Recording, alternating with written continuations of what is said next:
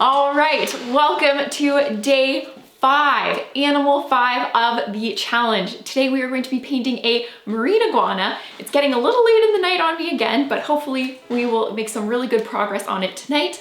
And if you want to see how I painted the panda bear, including tips for doing really dark fur and really white fur, as well as some interesting textures and tips on how to paint tree bark really quickly, you can check out this video above in the cards.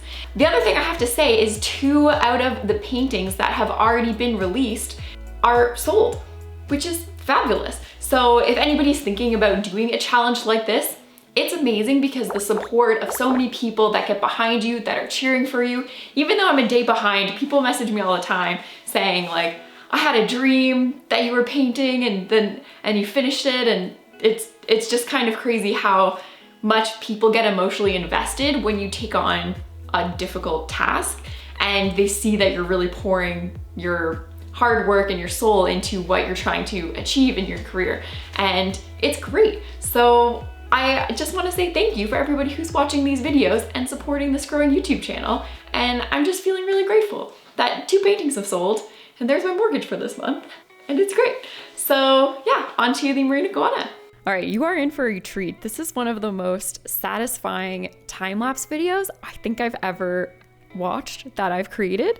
And anyway, we're getting ahead of ourselves, but here's the background. I wanted to do a really dark background to really create a lovely contrast with the brightness of the iguana's scales. And yeah, so basically what I'm doing is I'm adding in sand to the bottom, and we're kind of making it like a warm sand at the base and then a kind of cooler blue sand at the top to also kind of reflect how the color changes in the iguana in the scales, and also cooler things look more distant anyway, so it helps to add some perspective with the background. And I also wanted to, yeah, you can see I'm painting the edges quick. I also wanted to add a lot of texture in the bottom, so I'm going in with slowly lighter and lighter colors and really building up that kind of sandy appearance at the bottom, and adding more and more contrast in the bottom with a really light color. So when I did some of the blending at the top, I used a lot more water, which creates a really soft effect. And at the base, I didn't. It's a bit more just the paint.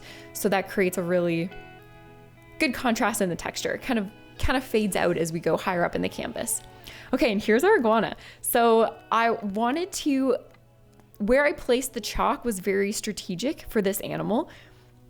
I knew that the background folds were going to be very difficult to try and get, and as well as the size of the scales. So that's kind of why around its throat, I've really kind of captured a lot of those scales sizes, because those are the biggest ones. And then I know that the arm scales are about the smallest size right by its chin and stuff like that. So yeah, so now I'm going through and I'm getting rid of the background color by painting the body black.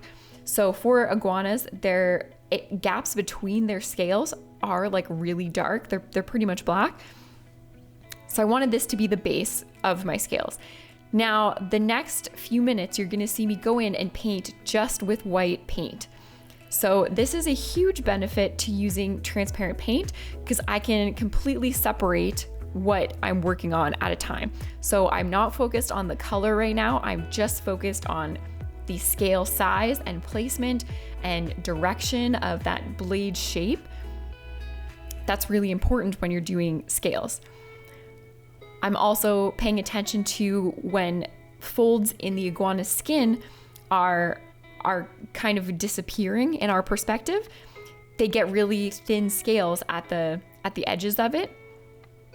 And that helps kind of create an illusion. Even though it's black and white, you can see the areas of the animal that are going to be darker and leaning away from us. And then the areas that are towards us have really bright, very vivid scales that are like the full size and shape. They're not elongated and kind of stretched out.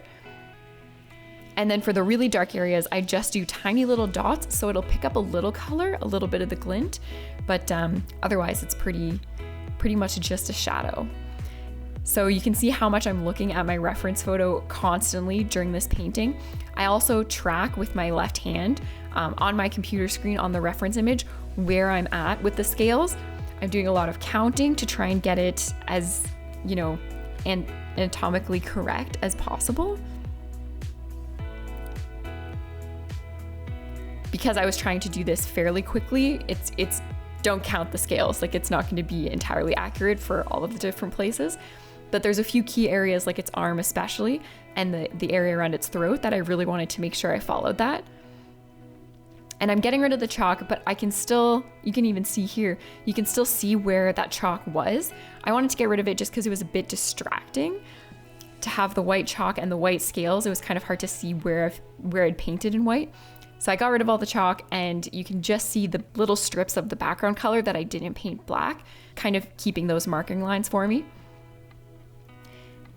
And what I'm doing over and over again is just trying to get the size and the direction of each scale. So it's not that different from how I paint fur. It's just more dots than lines. And paying attention to the lines of scales, how they overlap with each other, which lines are more prevalent to help add perspective of the body curving in different directions. There's different folds in the skin that were a challenge to try and create. And you can see how I'm painting the scales in different directions. It's not just random. I'm trying to follow set key lines that I've identified in the photo as being really important to try and get the perspective.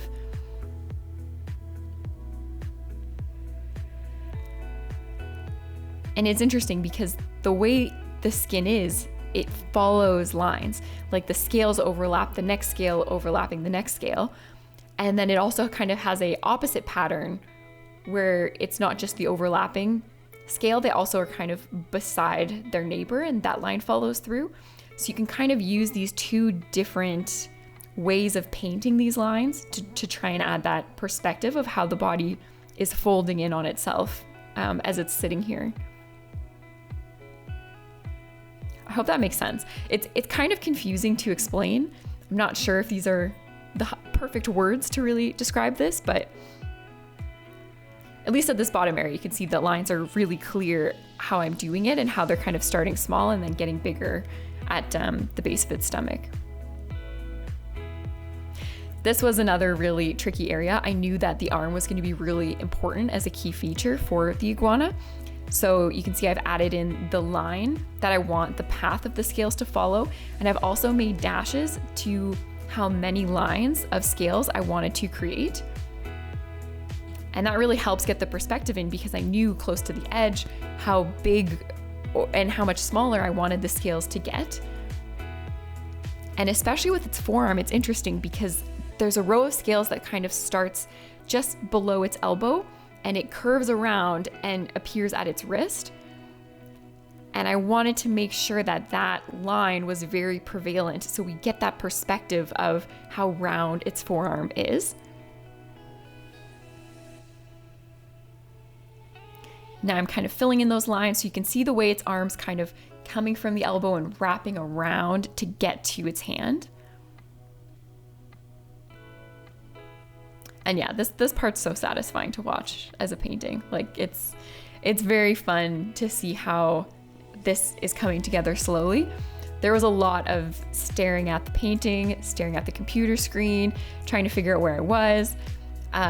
This painting was not necessarily relaxing to paint. It's relaxing to watch now that it's over, but it was interesting because I had never painted scales, anything like this before.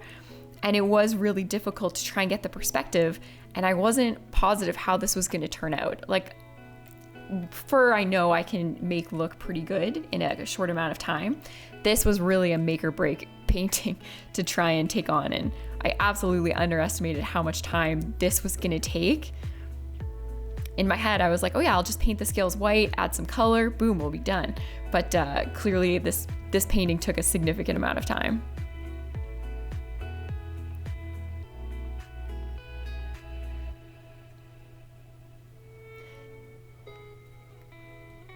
the front throat folds in the skin and scales were very intimidating to paint. That's why I kind of left it until closer towards the end, because you have this almost spiral pattern as it's coming up with the throat spikes. It's really beautiful to see. It was very difficult to try and paint though.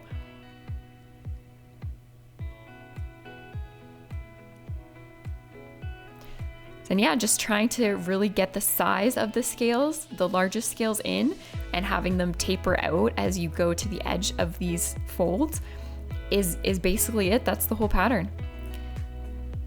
And I think this is the last little bit I do before we start adding some color, which is the most exciting part coming up.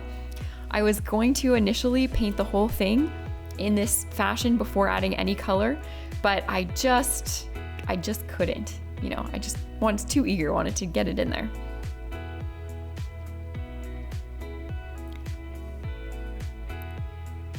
And here we go. So I'm starting with orange. I actually completely washed my brush.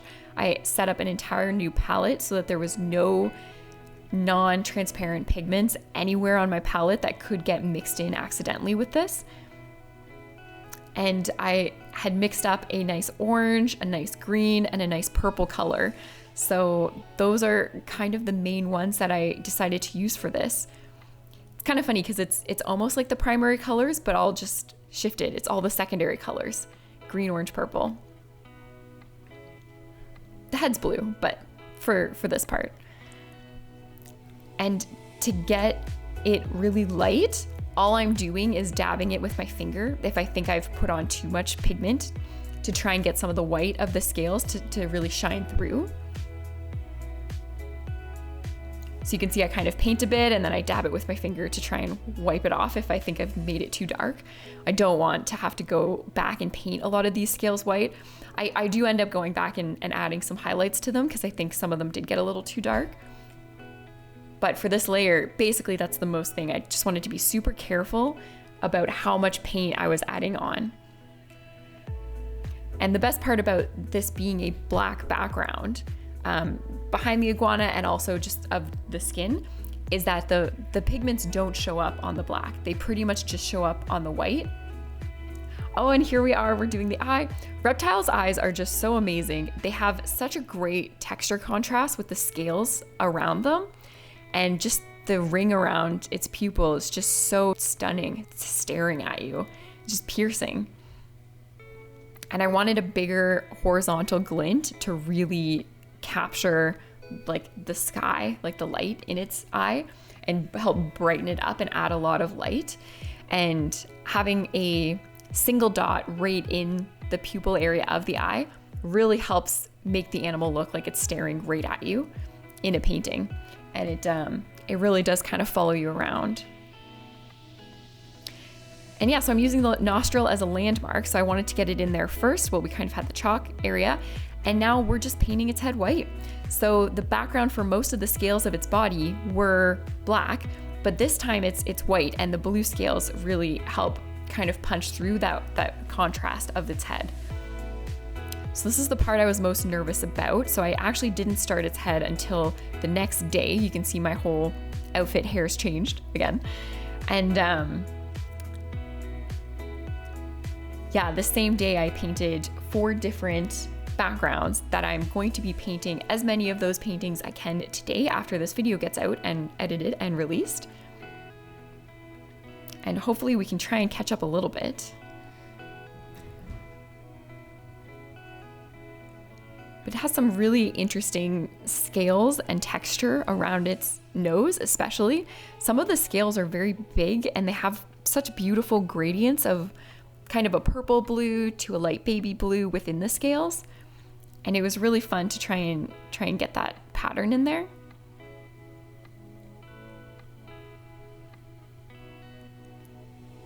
And its little blue spikes on its nose were super cute.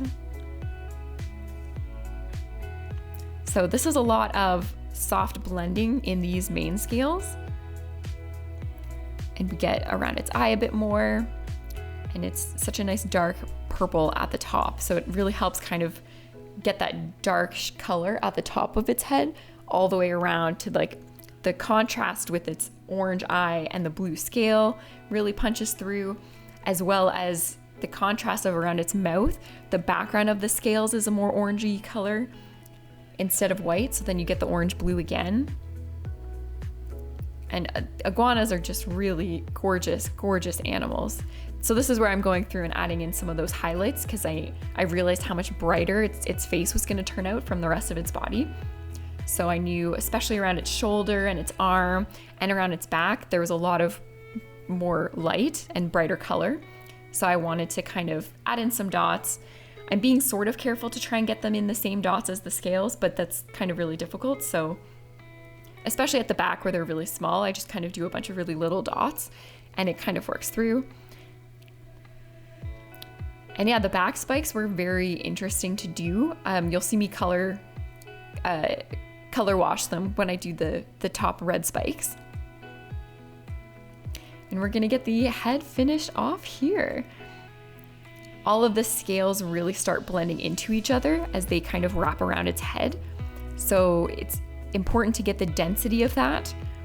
And especially at this kind of top crown area, it was really hard to get the balance of the spikes, like the thin light blue spikes, to the more triangular spikes that travel down the back of its neck. There's so much texture and perspective in all of these scales that is really hard to capture in a painting like this. But you gotta just do what you can and then move forward. And we're quickly adding in its front paw here. I almost entirely forgot this area.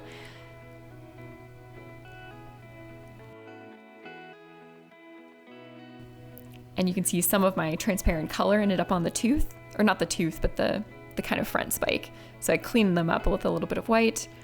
And then I'm adding a bit more highlights, trying to play with what I wanted this to look like. Okay, and now we're on to the back spikes.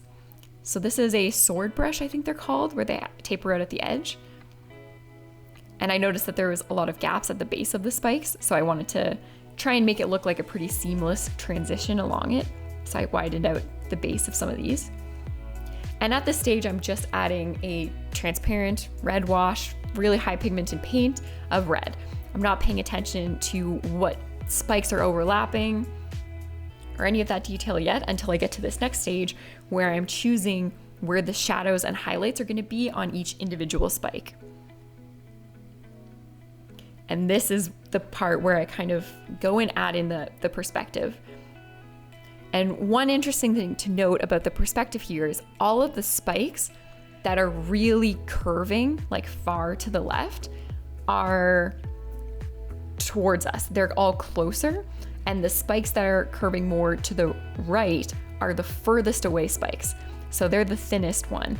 And paying attention to that kind of detail of the patterns in your reference image make things a lot easier. So if you can ever simplify the patterns that you see in a photo so that it's not just random, it helps you be able to paint it a lot quicker because you have a lot more confidence into where different highlights and shadows are going to be.